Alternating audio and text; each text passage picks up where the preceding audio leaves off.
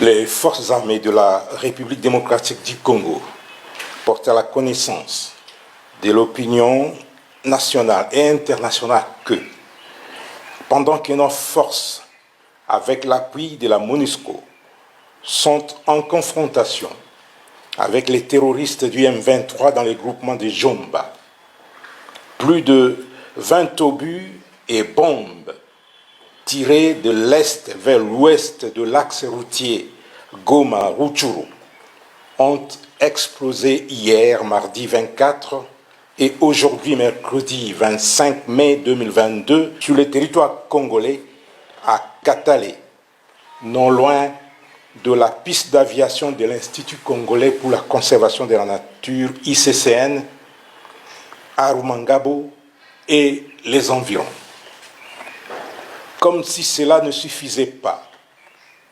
la position des forces armées de la République démocratique du Congo de Ruhunda, située dans le versant ouest de la montagne de Karisimbi à Kibumba, à 20 km à l'est de la ville de Goma, a été attaquée la nuit de lundi 23 mardi 24 mai 2022 à 3 heures du matin. Les combats se sont poursuivis jusqu'aux petites heures du matin et les forces loyalistes ont repoussé l'ennemi. Dans sa débandade, l'ennemi a abandonné des armes et des effets militaires récupérés par les FARDC.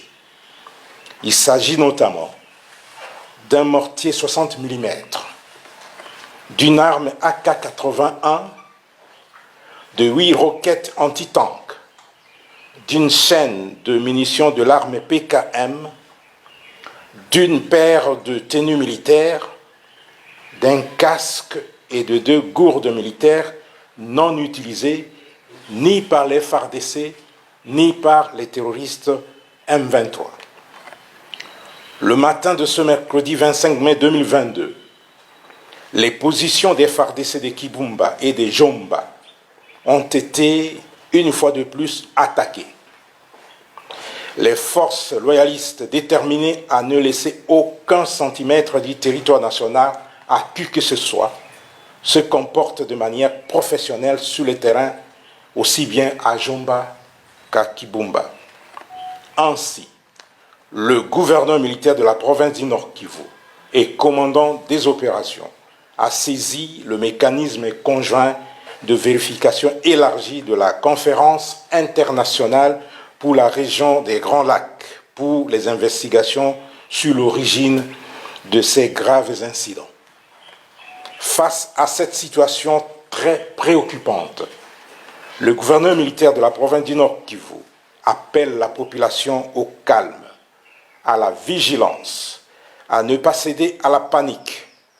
à faire totalement confiance aux forces armées de la République démocratique du Congo et à dénoncer toute présence suspecte auprès des forces de défense et de sécurité.